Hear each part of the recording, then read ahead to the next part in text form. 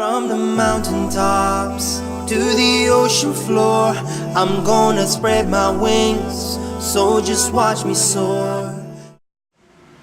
Assalamu alaikum, I'm Farah. Welcome to this episode of Inspire Her TV.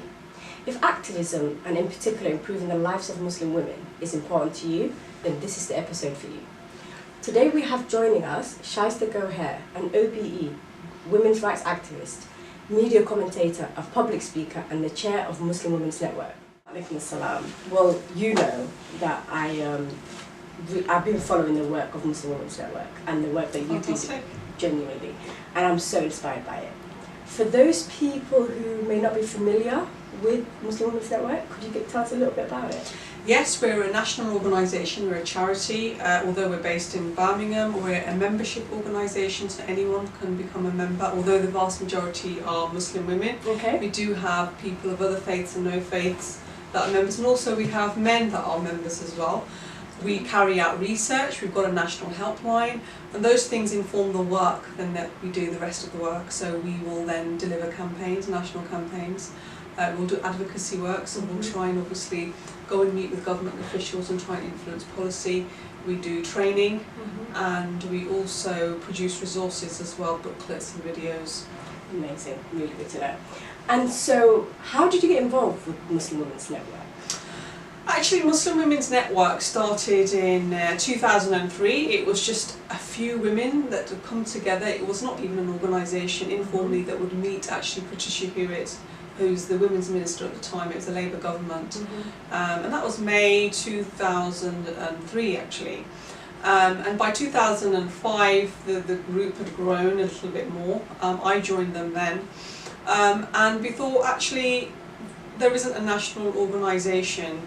Actually we need an organisation. I know no organisation can represent all Muslim women. True. But we need an organisation that will highlight their problems, voice their concerns, whether it's in the community or to government or to the media.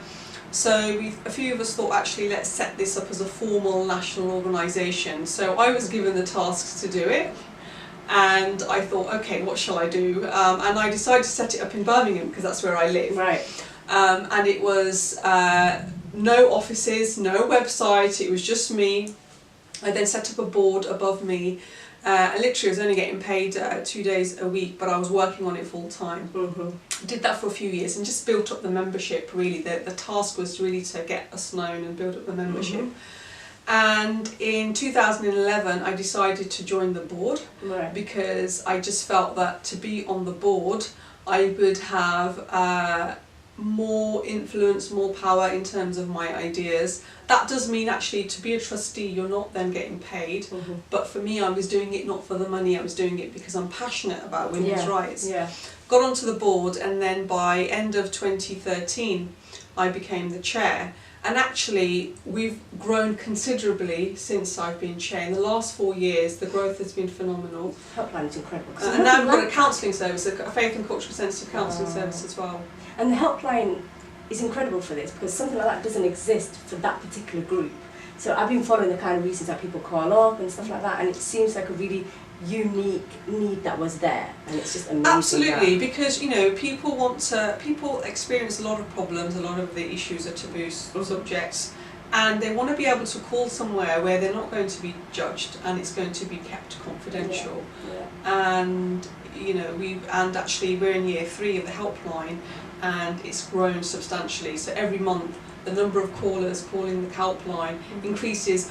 Actually the helpline, anyone can call the helpline, although primarily it is Muslim women and that's what it's aimed at, but we have helped women who, you know, of other faiths and no faith, and actually Muslim men have called the helpline, who have helped Muslim men. You know, for example, there's one particular case that comes to mind, and the young man was suicidal and suffering from domestic violence from his wife and in-laws. So that's something we don't hear about. Exactly. So it's open to anybody. Anybody can call the helpline. And I love what you said about the early days of it, that you was getting paid 2 days a week of that, but you was doing way more than that. But it's a passion and your genuine interest in that work That has kept you Yeah, going. so now, I mean, I'm an unusual trustee because trustees would probably, check in with the executive director once a week and then go to a meeting every 3 months. Yeah, exactly. I actually commit my full week on a voluntary basis to Muslim Women's Networks. I'm almost like another full-time employee without the pay. But actually, all that work in the last 4 years has made a huge amount of difference. So I think now is the time that I can pull back a little bit. Yes. And I think now we're in a situation I probably don't need to put all those hours in to sustain ourselves, so I can kind of focus maybe just on fundraising. Yeah, reasons why you do this. You've been quoted as saying, "My anger is what drives me." Tell us a bit more about that. It's still there. I was going to say, so it's still there. Because there's no country in the whole world Yeah. where men and women are equal, No. regardless of how progressive policies are. So, for Mhm. example, even in the UK, it's one of the best places to be in the world, Mhm. but men and women are still not equal. Mhm. And not a day goes by where on social media or in the papers or on the news we're hearing about violence against women, rape and sexual violence, Mhm. or discrimination, or actually women getting paid less than men for the same job. So I want to do what I can in all the ways that I can and the energy that I have Yes. to try and make a difference to the lives of Muslim women and girls. But actually, I've come to a point now where I'd like to help, not just Muslim women and Yeah. girls, and try and help, more women and girls, Mhm. outside of our communities as well. And I think that's good, because I think whenever you do something, when we recognise there's a need and we focus on it, that's incredible. But I think, like you said, sometimes a lot of the issues are shared across different communities, Exactly, yeah. faiths, gender, and so working together just can only strengthen things. We all know, like you said, some of the information that you're dealing with, some of it's taboo, some of the communities that you're working with can be very hard to actually Yeah. get into and Yeah. actually have a change and effect on. Personally, it's been difficult for me personally because I'm saying things that people don't want to hear. Exactly, So yeah. I do get quite a bit of abuse, usually on social media. Sometimes I do get hate emails, I do get the odd phone calls as well. And I have to say, by and large, it is Muslim men, because they don't want anyone to challenge the status quo, because Yeah. they're a little bit worried about the fact that not only am I then speaking out against issues, which means that actually more women are going to I'm going to influence other women, but they are going to actually stand up for their rights, their Yes. God-given rights, and also the rights in this country. Mhm. And they are going to ask for help, they're going to stand up and challenge their abusers, and they don't want anyone to rock the boat. Yes. So Knowing what you know now, whether it's in relation to your work and the community that you work with, what would be 3 bits of advice that you would give your 15-year-old self? first thing is actually not to limit yourself and be very ambitious. Mhm. I remember at 15 I was from a single parent background, a poor background, so I felt I could only achieve so much, that I would be limited because of my circumstances. Yes. But now in adulthood you hear so many stories of people who have overcome adversity, Yeah. and they've overcome barriers, and they've actually ended up being very, very successful. I Yes. think the other thing would be that I would critically analyse everything that I'm told, because I Yes. accepted as a child, and probably as a young adult as well, anything that I was told, I just took it at face value, particularly when it came to religion. Mhm. And if I was told, according to religion, women and girls can and cannot do this, Mhm. and I would not realise actually quite often what I was hearing was interpretations Yes. or male opinion. Mhm. So therefore I did not dare want to question or challenge it. And what I realised later on was that actually what I was hearing was opinion, and we can critique it and challenge it and analyse it and question it. The third thing that I would say is read a lot. So when I was a child, I did read, but it was limited to Agatha Christie books. Yes. And now I still don't do as much as I'd like to, but I think reading is really important.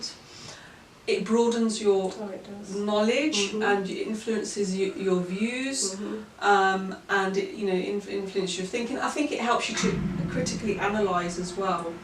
And I tend to read more non-fiction. I read a little bit of fiction, but it's more non-fiction. I'm just hungry for knowledge. So yeah, I'd encourage people to read lots and lots of books on a wide range of topics and just become really knowledgeable. It gives you more confidence. With reading, it'd be really good, I think, particularly for women, to know our roots, which is our history as women. And women have been doing amazing things through history, and actually that's quite inspiring, because women were doing things at a time where it's actually difficult to speak about women's rights. It's easier now, we get a lot of barriers. Women were doing it, centuries ago when it was really tough. Yes, you said a little bit earlier about now at the stage that you have Muslim Women's Network and the growth that it's having, you feel like it's a time where you can start to step back a little bit. But what's the future? What's next for you? I do have a plan, but I can't say too much about the Fair plan. enough. So I've got to a point where I do want to do something a little bit different. I still want to help empower women, but what I want to do is now start to empower women more generally, and not just limit myself to Muslim women, and also not just use charity as a channel to help women. I think a good way of doing it is through business. Actually, business is known to exploit women and children. So I've got an idea in the process of setting up a business, but because it's such early days, so you'll have to call me back in a year's time. I'd love to do that. If I do achieve that, what I'm trying to set out to do, I can come back and talk about it. I love it. I'm so looking forward to it already. Sounds really good. For me, genuinely, I've been so inspired by what I've seen Muslim Women's Network do, and the kind of things I've seen you be involved in. Who inspires you? Do you know what? On an everyday basis, I meet people all the time, and I will take a snippet of it could be a family, it could be a friend, it could be someone that I meet, and there'll be something about their character that I like, and I think, oh, I wouldn't mind a bit of that, and I inspire them. Like, for example, I've met you for the first time today, and I'm really inspired by the energy. You've got a vibe, you've got an energy about you. So I'm always looking at people and analysing people and think, what can I take from there? But if I had to pick a person, I'd probably pick Oprah Winfrey. The reason being, remember what I said, what would I tell my 15-year-old self? And I said, actually, that don't limit yourself. Look at her. She came from a poor, tough background. She was abused. She wouldn't have thought at 15 she was going to be a billionaire philanthropist. And her journey is amazing, and if she can do it, why can't we? So that's why I find her inspirational. But what I love about her is that she still carries on helping people through her work. So whether it's her chat shows, whether it's that she set up, whether it's through her philanthropy work, she somehow, through her work, all the books that she writes and tries to lift and inspire people. So I think that she's really inspiring and really amazing. But what I love about her is she's down to earth, because sometimes when people become millionaires and billionaires, they change. And she's, to me, I've not met her, I'd love to meet her. So yeah, Oprah Winfrey. How can people get in contact with you on Muslim Women's Network? If they've not heard of them before, if they're not following them on social media and stuff, what's the best ways to connect? It's pretty easy. So if anyone Googles Muslim Women's Network, they should just go onto the email address. It's on the website, and they can just put my name in the email, forward this to me. People will get in touch with me on, for example, Twitter. They'll say, can you please message me? What I would say to people is that I do try and respond to everyone, but what happened, I genuinely want to try and connect with people. Sometimes my emails get buried, I get so many emails. What I would say, the best thing to do is to pester me. And I find that when people pester me, and I actually say, just pester me, we'll come back, I'll feel bad and I'll come back to you. That's how I found you. I pestered you for a while, so it works. Well, thank you so much for sharing your story with us today. Thank you for inviting me. I hope it helps other people out there. I really hope it does. It's been such a pleasure. Before we let you go, we want to get to know you a little bit more. So I'm just worried now. Nothing too bad. I'm going to ask you just a few questions really quickly, and just answer whatever comes to you.